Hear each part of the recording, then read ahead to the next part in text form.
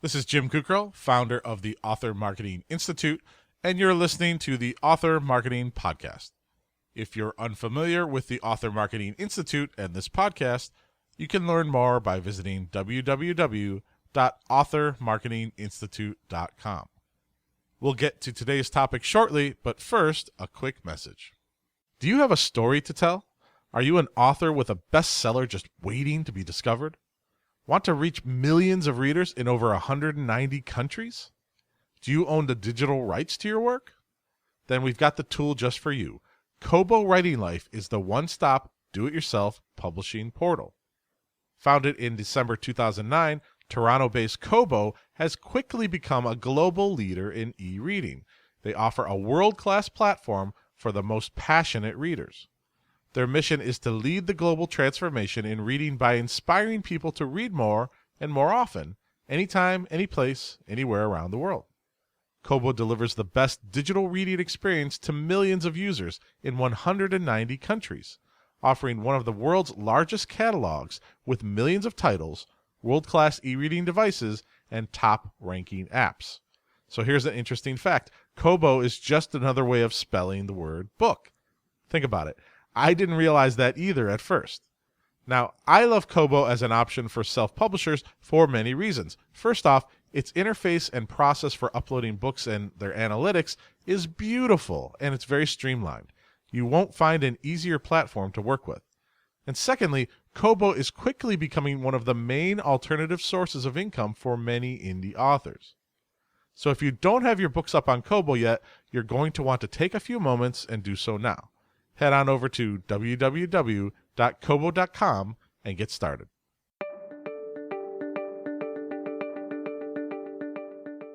The 4 reasons your book probably isn't selling. It's a common instinct among indie authors to look for advanced solutions to their book sales problems. There are a lot of places to turn to find these complex methods for increasing your book sales, but you really should consider the basics when it first comes to your books. In authorpreneurship, like many sports, the fundamentals are extremely important. It's only after you make sure that your foundation is strong that you should go out there and try everything under the sun to get more readers. Here are 4 basic reasons why your books may not be selling nearly as much as they could. Number 1, your niche is too narrow.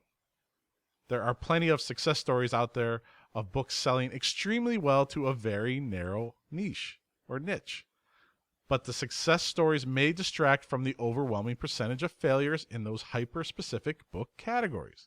When it comes down to it, it's much easier to find new readers in genres that have a lot of readers.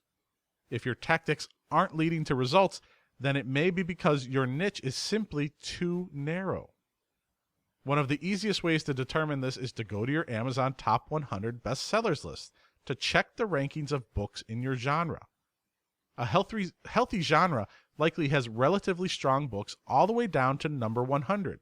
If the books towards the bottom of your genre's bestseller list are ranked 100,000 or above, then it's possible that your genre may not be able to support your writing career as much as you'd hoped. Number 2, your cover isn't good enough. As important as the advice, don't judge a book by a cover is, it's not for making a quick judgments. That doesn't mean that all of your potential readers are following it. Covers are getting better. They're improving for indies and they're improving for traditionally published authors. That means that a cover you used even 2 years ago might no longer be up to snuff. It takes money to make money, and spending 20 to 30 hours to learn Adobe Photoshop probably isn't the best use of your time. Instead, you should get a high-quality pre-made cover, or you should get a custom cover done for your book. Now, before you work with a designer to get your cover right, make sure that you've taken the time to look through the top-selling books in your genre. You want your cover to look like a good book in that niche, but you also want it to stand out. That's not easy to do, but it's something that successful books have in common. Number 3, your book needs work. No author wants to hear that their already published book needs more work. That doesn't mean we need to hear that advice every so often.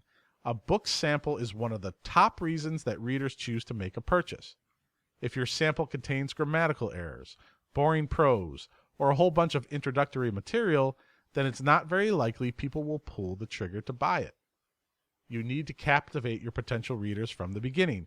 Even if you just hire a top-notch editor to help you with the first chapter, that effort will be well worth it when it comes to hooking new readers. Once you've gotten people to buy your book, the reviews will start pouring in. This is another time in which a not ready for primetime book will suffer. Errors or a problematic story in a nonfiction book will result in bad reviews. Some successful authors have actually unpublished some of their old books. They've realized that the strength of their newer work better represents the kind of author they are. As you create stronger books, you may have to go back and do the same. Number 4, you aren't marketing enough. Spending 10 hours a week on Facebook and 20 hours a week on Twitter isn't necessarily marketing.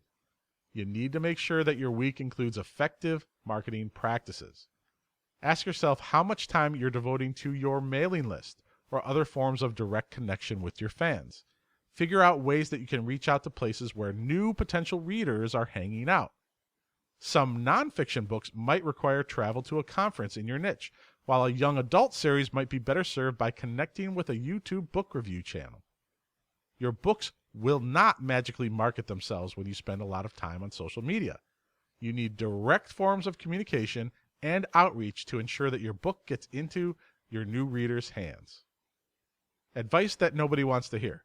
Everybody wants to get to the next level, but just because you're doing advanced things doesn't mean that you're ready for them. Make sure the basics are in place. Even just taking a small steps necessary to solidify your author platform will make a major difference in your next few years of book sales. Don't look for a hack or some secret of the ages. Write good books, make them look good, and tell the right people about them. That's going to make a whole lot fall into place.